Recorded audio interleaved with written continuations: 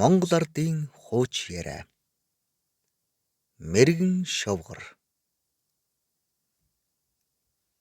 Түшээд хан аймгийн Мишиг гүний хошуунд мэргэн шовгор гэж их мэргэн хүн байсан гэдэг. Ардын засгийн эхэн үед их хүрээнээс хоёр лам мэргэн шовгорыг юм мэддэг үгийг үзэх гэж очиж гинэ. Нэг нь шалгаж магадлах маанч гайгүй. Хамартулсан тостой сүвтэй цай уужныг дулаацах юмсан гэжээ. Нөгөө нь залуу сайхан их нэртэй юм гэдэг түүнийг нэг харах юмсан гэжээ. Тэгээд мэргэн шовгорынд ороод мэндэлжээ. Нутаг усын асуусны дараа мэргэн шовгор тостой цай уух гэсэн та энэ зүүн герт ор. Эхнэрийн нь үзэх гэсэн нь жаахан хүлээ. Их удалгүй ирнэ гэжээ. Хоёр лам шалах хаан болоод их биширч шав орсон гэдэг юм. Бас тэр нутгийн нэг хүн мэргэн шовгорыг шалгах гэж худгийн ёроолоос нэг уулын ёроолоос нэг чулуу аваад шовгорынд очиж асууя гэжээ. Энэ бол хоёр газраас авчирсан чулуу юм. Аль газар нь нутгал бол зохимжтой байна, үзэж хайрл гэж гинэ. Энэ газарт гэрчин багтах юм бол нутгалж болно гэжээ. Нөгөө чулууг үзэж харин энэ газарт гэрчин тогтох юм бол мөн нутгалж болно гэж хэлжээ. Бас нэгэн хүний эхнэр хүнд өвдөж гин. Хадаг дайлан хоёрыг авахуулаад нэг хүнийг гуйж мэргэн шовгорт энэ хадаг дайлан хоёрыг өргөөд өвчтөө эхнэрийн тухай аврал асууж ир гэж явуулжээ. Тэр зарсан хүн нь замдаа дайланбыг аргалын бүтээлгийн доогуур шургуулад мэргэн шовгорынд очиж хадгийг бариад асууж гинэ. Мэргэн шовгор хадгийг аваад тэр өвчтөе хүн чинь гайгүй юм байна. Удахгүй зүгээр болно. Харин та хурдан явалгүй горьгүй. Таны аргалын бүтээлэг доогуур шургуулсан дайланбыг одоо үхэр идчих гэж байна. Тэр одоо сэжврээс нь нэг ухаагч үнэ зулгааж байна гэжээ. Өнөө хүн яарч очсон чинь үнэхээр нэгэн ухаагч үнэ дайланбны сэжврээс ам хэртэй идчихээд байж байсан гэдэг. Манай Мишиг гүний хошууны баруун залгаа их шавийн нэг отог байсан юм. Богдыг хаан ширээнд сууснаас хойш тэр омгийнхан их омгтой боллоо.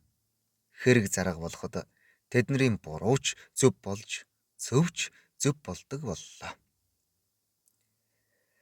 Хошууны хүмүүс тэднээс айдаг байлаа. Тэр отгийнхан улам бүр гаарад бүгдээрээ шахам хулгай хийдэг болвоо. Хавь ойрын хошуу айлын морь малыг бараг ил шахуу хөөгөөд явчихдаг болж. Энэ айхтар хулгайч нарын тэргүүн нь Дагдан гэдэг нэг хүн байлаа. Хулгай луйвар хоёроор Дагдангийнх баяжлаа. Дагдан мэргэн шовгор гэдэг нутагта их нэр хүндтэй ламыг шүтдэг байжээ. Мэргэн шовгор томоотой, мэргэн эд шидтэй лам байсан юм. Тийм хэрнэ тэр муу хулгайчийг харж хамгаалдаг байсан. Мэргэн шовгор нэг өдөр Дагданд "Дагдан, чи ер нь хулгай зэлгий хийхэн болвол дээр баха. Сум ер нь булцуундаа хүрлээ шүү. Чамайг дааж тээхэд одоо хэцүү боллоо шүү" гэжээ. Дагдан заа гэсэн боловч хулгай луйвраа хийгээд л байжээ. Нэг өдөр нутгийн захын Тэрмээ уулын баруунтай нутгалж байсан төвд ламын хоёр морийг хулгайлчихжээ. Тэр лам бол уг нь Монгол хүн төвдөд олон жил суусан учраас төвд лам гэж нэрссэн ажээ. Төвд лам морийг дагдан авчихлаа гэдгийг мэдээд гэсэрт сэржин өргөөд л байжээ. Тэгсэн чинь өнөөх дагдан араа өвөр тийшээ таталтаж ойчоод үхлүүд хэвтэх болжээ. Тэгэхээр нэг морьтой хүнийг мэргэн шавгарт ахим авар гэж явуулжээ. Мэргэн шавгар ном уншаад замаг буугаар дагдангийн зүг буудаж гинэ. Дагдангийн өвчин гайгүй болжээ. Үүнийг төвд лам дуулаад нэг шавьяагаа мэргэн шавгарт явуулахдаа чи хөөхэй мэргэн шавгарт очиод дагдан үхчихлээ гэж гинэ. Шавьна "Гүй багш минь ээ, дагдан үхээгүй. Харин өвчин нь гайгүй болж байгаа гинвлээ. Би яаж худлаа хэлэх вэ?" гэжээ. Багш нь хэлж "Дагдан өнгөрчлөө гэж мэргэн шавгарт худал хэлчихэд ир зүгээр" гэж. Шавьна аргагүй болж мэргэн шавгрынд очиж гинэ. Шавгар гэртээ сууж байна гин ламбгой дагдангой нас барчихлаа гэж гин. Яа нэг нэ арай ч үгүй байлгүй нэрээ юу гэжээ. Нэрээ гэж хэлчихэд хурдхан тэднийхээс мордож гинэ. Замд нэг морьтой хүн ширүүн давхиж яваад мориноосоооочлоо гин. Хажуугаар нь гарах юм уу гэснээ хүнийг мориноосоо очоод байхад туслахгүй арайч айгүй юм уу гэж бодоод морийг бариад ойдсон хүн дээр очисон чинь дагдангийн дүү шарав байв. "Оо цөвдөд байна" гэд арай гэж босчээ. Түүнийг моринд нь мордуулж өгч шарав мэргэн шавгарт дагдангийн амийг авар гэж гуйх гэж яваа юмсанжээ.